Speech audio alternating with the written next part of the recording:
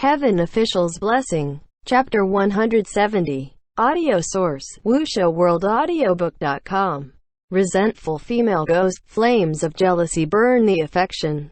Hua Cheng raised his hand slightly, and with that silver butterfly in his palm, he brought it next to Xie Lian's ear. In between the twinkling flutters of that silver butterfly's wings, he heard Pei Ming's voice floating over. "Little dummy, did you hear that strange noise?" It was probably because Pei Ming had been chasing skirts for a long time, so even if Xie Lian knew Pei Ming felt nothing for Ban Yu, the way he spoke still made people ponder. Ban Yu replied grimly, "I'm not a dummy. I heard. That noise was really strange. I don't think it's General Hua coming back." Of course it wasn't, because it was clearly the dong, dong sound Zanji makes hopping with her broken legs. There weren't a long of dong before the other two fell silent, and what followed was the crazed laughter of a woman. He ha. That laughter echoed and resounded in the empty underground city. Then carried over via the silver butterfly, some white noise crackled in the transmission, making it sound scarier than if he heard it in person. Naturally, this was the laugh of the overjoyed and painfully hateful Zanji, who had finally seen Pei Ming once more. Didn't the silver butterfly lead her in the opposite direction?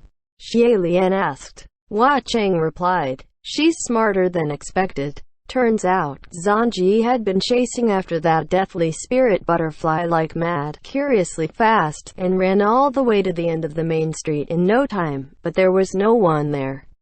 She was once a female general on the battlefield after all, and instantly noticed that she was lead away. Technically, the moment she noticed, she should have immediately returned to Qirong. But her mind was filled with Pei Ming, so instead she just turned around and ran in the opposite direction, throwing her boss Qirong completely out of her mind. Xie Lian found it funny for some reason, but it was hard to describe the sentiment exactly. He quickly brought along those escaped captives, and the group rushed to the divine temple of Wuyang in the center of the city. That female ghost Zanji had waited for Pei Ming for too long. Just by hearing her laughter, it was easy to imagine how twistedly crazy her face must be. Pei Ming was probably also startled by her, and was in shock for a long time before he started. "You are?" Zanji sneered coldly. Yet unexpectedly, after a pause, Pei Ming asked, "Who are you?" Zanji was wild with rage, her voice sharp and trembling. You're trying to piss me off on purpose, right? You actually don't know who I am." Xie Lian wiped away a drop of cold sweat and said, "No way, General Pei. Is he actually doing this on purpose, or he really didn't recognize her?" "Probably the latter," Hua Cheng said. After all, if the rumors were true, then in these past centuries Pei Ming had had affairs with at least over 1,000 beauties. How could he remember everyone? Especially an old one from so many hundreds of years ago. Besides, that incident on Mount Yujun with the ghost bride was also passed over to Pei Su to manage. He never appeared himself, and never saw Zanji. Zanji mumbled to herself, "Right, you're angering me on purpose. I won't fall for it. Hey, you wanna lie and say you don't remember me? You wanna lie to me?" Then, she screeched, demanding, "Who is this little whore? Aren't your standards usually high? What, trying different flavors this time?" Ban Yu, Pei Ming, although both made confused noises, but this resentful tone seemed to have recalled Pei Ming's memory, and he knitted his brows slightly. "Zanji, how did you become like this?" Only then did Xie Lian remember that the Zanji right now must be disheveled. Her eyes were red like that of a fierce ghost, donned in bright red bridal robes, the lower hems filthy and unkempt, crawling sluggishly but dangerously like a crocodile on the ground. This was pretty much how they saw her just now, and it was really difficult to link her to that female general who was noble and cool, so no wonder acquaintances couldn't recognize her at first glance. "How did I become like this? You dare ask how I've come to look like this? Isn't it all your fault? I did this all for you." "She's charged at the protection circle," Hua Cheng informed. No worries, Rui can hold her off, Xie Lian said. Just as he said, a shriek was heard from that silver butterfly. Zanji, who charged, must have been bounced back and sent flying over 30 meters away, and dropped into the darkness once more. Pei Ming's voice came. His Highness' spiritual device is pretty useful. I'll have to forge one for myself too sometime. If you knew how it was forged you wouldn't have said so. Xie Lian thought, but before his thought was complete, Pei Ming shouted. What are you doing? Stop! Zanji yelled. Don't think you can keep hiding in there. Rumble, rumble. Xie Lian was dumbfounded as he speed-walked. What did she do? It appears she's toppled the divine temple, and the stone ceiling collapsed. So that was it. Zanji was bounced back from Rui's protection circle and couldn't enter the circle, so she knocked the entire temple down. Are General Pei and the others alright? Little General Pei and Ban Yu were both there too. Xie Lian asked. They're fine. Pei Ming shielded them, watching said. The moment that stone ceiling collapsed boomingly, Pei Ming shielded Pei Su and Ban Yu under his body. Xie Lian let out a breath of relief. Then that's fine. The protection circle still won't break from this. On the other end, Pei Ming was furious. Are you crazy? Even if you toppled the sky you won't be able to get in. However, Zanji laughed evilly, and Ban Yu exclaimed, General Pei, watch out! Wah! Those reactions all happened at the same time, and amidst this chaos, Xie Lian heard the sound of a sharp sword piercing a chest. There was no question that it was Pei Ming who was stabbed. Xie Lian was anxious. What's happened? The protection circle broke. That's impossible. Wait, sword? In that instant, he finally understood what Zanji was planning. So that was it. After Zanji had her fill of laughing, she said coolly, Who said I wanted to enter? Another voice also started laughing. Hey, Pei Ming, look who's here. It's your old sweetheart, Rongguang.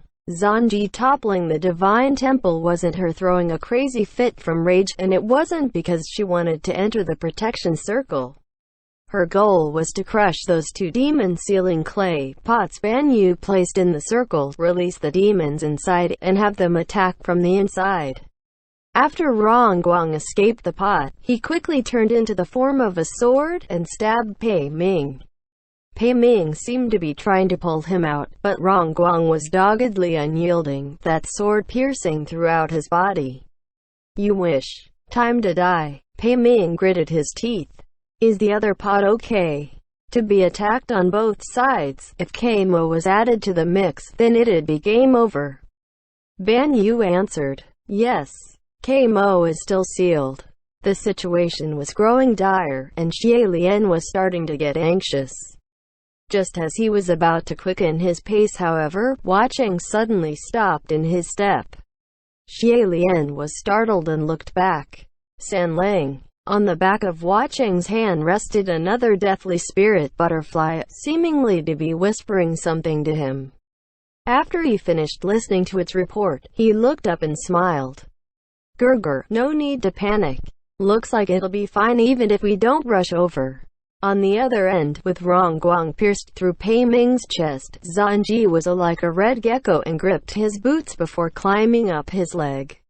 With the way she was dressed and that ghost fire looming over her head, she was the very appearance of a crazy female ghost, and Pei Ming cried. You! Zanji murmured. Pei darling. Pei darling. In her current position, it really couldn't be told whether if she wanted to strangle him to death or tightly embrace him. Suddenly, in the peripheral of her vision, she saw Pei Su, who was being shielded behind Pei Ming, and recalled that it was this cold and stoic martial god who apprehended her the last time, and she gritted her teeth. You little mutt. Just as her claws were about to swipe down, another hand seized her wrist. Both wrists were equally pale, and when she looked to see, it was Ban Yu who stopped her. When Zanji saw another woman by Pei Ming's side, her heart burned and cried. I haven't even come for your little wretched life, but here you are, giving yourself up to me. Then she grabbed for Ban Yu's head. However, Ban Yu wasn't one of those good and obedient little brides who would stand around and wait to be scratched to death, and Zanji's other wrist was seized without fail. Zanji was a female general well alive, and knew that her strength would put most men to shame, and typical female ghosts could only let themselves be beaten. Yet, she hadn't thought this little girl, who looked so thin and weak like a simple breeze could knock her over, possessed such terrifying power in her arms, almost stronger than Zanji herself. Not only were both her wrists cuffed down unable to move, when the two matched eyes, Zanji was even more stunned. This little girl's eyes were full of aggression and murderous intent, like the shimmers of a blade in combat, and it reminded her of the battlefield. Her heart lurched and she threw her hands to break free of the hold. Ban Yu picked up Peisu and hopped meters away, landing lightly on her feet. "Let go of General Pei." The sword buried in Pei Ming taunted. "Pei Ming, you sure are lucky with women. Do you see, two female ghosts are fighting over you." "Ha!" Zanji clung to Pei Ming like a contorted snake, her 10 fingers choking his neck, and she said coldly, "Your little lover seems to have some skills." Pei Ming coughed out a mouthful of blood. "I don't. She's not my lover." "You're still trying to deny it?" Zanji cried. "If she's not your lover, why would she tell me to let you go? If my old hag was here, she'd also tell you to let me go. By your definition, would she be my lover too?" Pei Ming countered. Only his frivolous nature could be blamed at this point, calling people "little dummy" for no good reason, and Zanji was going mad with jealousy. "What? Afraid to admit it now? Weren't you all intimate when calling her? Didn't you used to be much more open when you got your hands on a new flame? You've always been so honest with me, not caring for my feelings at all. Do you know how much I've suffered? So why are you scared of admitting to it now? General Pei, are you afraid to die now? Or do you really love her so much you couldn't bear to have me touch a single finger of hers?" In the far distance away from the divine temple, Xie Lian watched this scene play out from afar and felt he really couldn't bear to watch anymore, and looked back. "San Lang, how about we go up and rescue them first?" Hua Cheng laughed. "No need to panic, Gerger. Someone else will show on our behalves. Besides, even if we go over now, Zanji still won't release her chokehold on Pei Ming." That was true. With hostages around, things would indeed be rather inconvenient. Yin Yu and the farmers were also watching nervously, and they all said, "Yes, I could feel that female ghost's love has morphed into hatred. She's going nuts." "I don't think so. I'm sure she couldn't do it. Wanna eat some melon seeds? Give me another handful, thanks." "How can everyone be in the mood to munch on melon seeds?" Xie Lian frowned. "This Highness, didn't you munch a bunch too?" The people said, "Huh." Only then did Xie Lian realize that while he was so focused on the show earlier, he unconsciously received a handful of melon seeds they passed over, and it was all eaten. He slapped his forehead. How rude of me." On the other end, Pei Ming was at the end of his ropes. "Zanji, can you not think that way every time? It's been so many years, why can't we just shake hands and walk away? Why must you be like this?" Zanji's hands strangling him squeezed, her almond eyes bulging. "You messed with me first, and you want to shake hands and walk away? As if." Pei Ming sighed. "You really haven't changed a bit. It's precisely because of this that we didn't work out." Zanji thrusted her face to his and cried in rage. "Like this?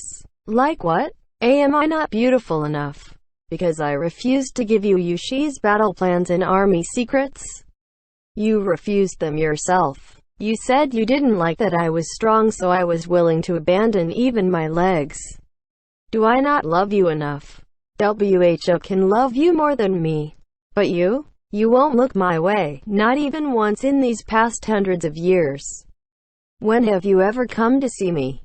Pei Ming pushed away the face that was pressed so close to his and shouted, "It's because I know that you'd go crazy if I come see you that I didn't visit."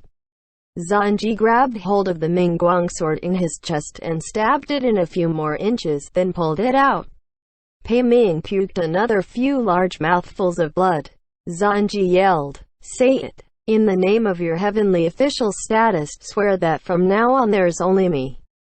Swear that you'll never look at another woman again, that your eyes would rot if you do." Rongguang was also enjoying this. "Hurry and say it, Pei Ming. Say it and you can salvage your little life." Pei Ming cursed. "Shut up. God damn it. I had never thought, despite not dying on the battlefield and not dying under the world's most sacred sword, I'd die in the hands of a crazy female ghost." Not having gotten the answer she desired, Zanji was thoroughly enraged, and her claws shot out, gripping his head. Xie Lian really couldn't wait any longer. "San Lang, I really think things are getting out of hand. Will the person you spoke of make it in time? If not, then I'll go." "It's fine," Hua Cheng said. "Gurgur, look, here they come." Just as the words left his lips, the enraged and mad Zanji completely froze. It was as if someone had casted a petrification spell on her. Her body and her expression were all frozen. Pei Ming was already stabbed by her repeatedly for a number of times, his puked blood covering the floor. From within the darkness came the sound of clean and crisp ox hooves, steady and calm, click-clack, click-clack. Soon after, a person riding a black ox appeared before all. The one riding the black ox was a woman in verdant robes, her eyes clear, her expression calm and quiet. Her head was held high as they approached languidly, like she was watching something far away. Pei Ming was stunned. "Queen Yushi." That woman inclined her head and looked at him, her demeanor unchanged, and she gave a slight smile, bowing her head to return the greeting. Xie Lian was shocked too. "Queen Yushi?" Hua Cheng replied. "That's right. The current reign master of the heavens, the 16th princess of the Yushi kingdom, Yushi Wang, was also the last queen of the Yushi kingdom." End chapter.